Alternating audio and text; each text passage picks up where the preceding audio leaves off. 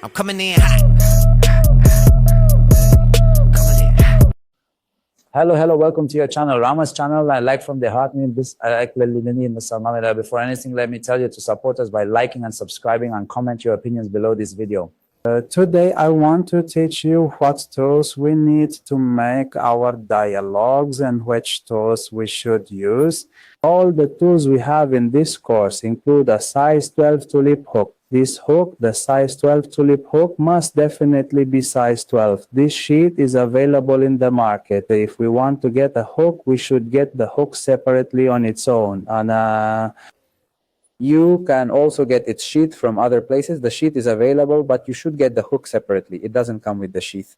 Another tool we have is a styling powder. I put a styling powder in the gel, but it's not a styling powder. Inside it is talcum powder. Talcum powder is also called baby powder. Look, it's a bit heavier than styling powder and has a soft texture.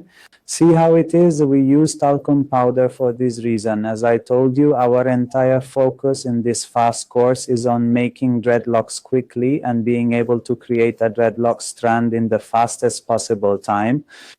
We use talcum powder because it coats the fibers for us.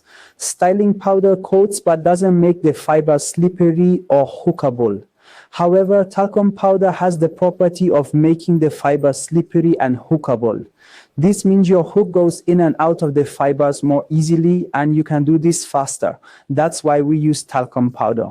The powder is completely hygienic. It just slightly whitens some colors, makes them dull, but with washing the dreadlock, that powder washes out nicely, and after making the dreadlock, we can wash it and no problem arises in our work. So that's why we use talcum powder. I guarantee you the talcum powder.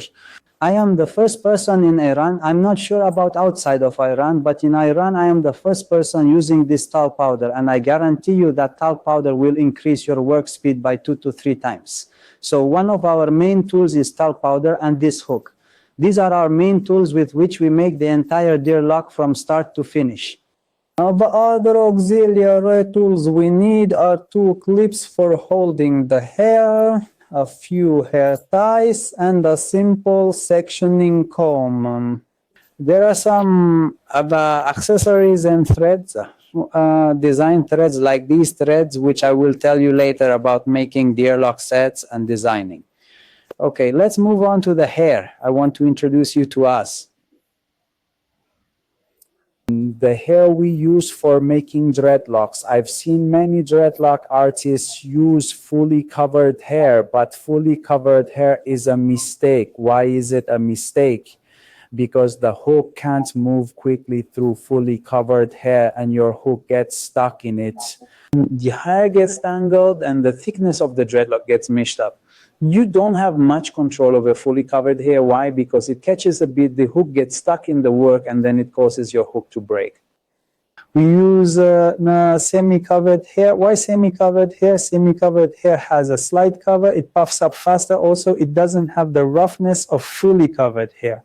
We also have another type of hair. It's straight, sleek, and smooth. It's not suitable for our work at all. It almost locks up like fully covered hair and hinders our work. The hook gets stuck or our hair becomes very stiff or clumps together. And sure, it doesn't give us a fluffy branch. The best hair we can use is semi-covered hair, and semi-covered hair is much better for our work. That's the introduction to the tools. Let's move on to the exercises we need to do for dreadlocks. I'm coming in hot.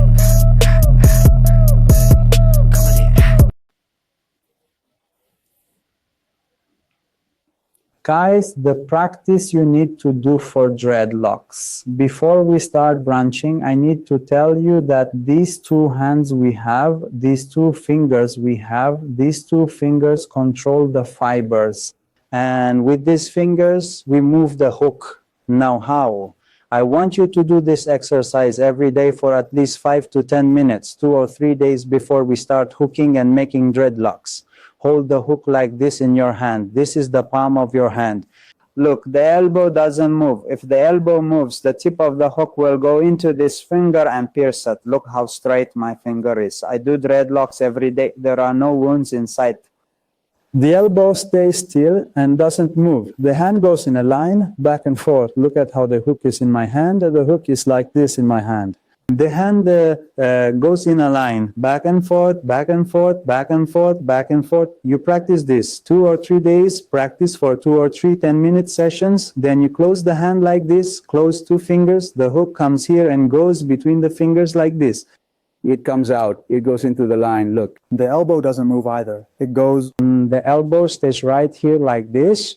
It goes, comes, goes, comes. These 2 fingers control the fibers. This finger you see, the thumb, controls how much fiber goes in and comes out.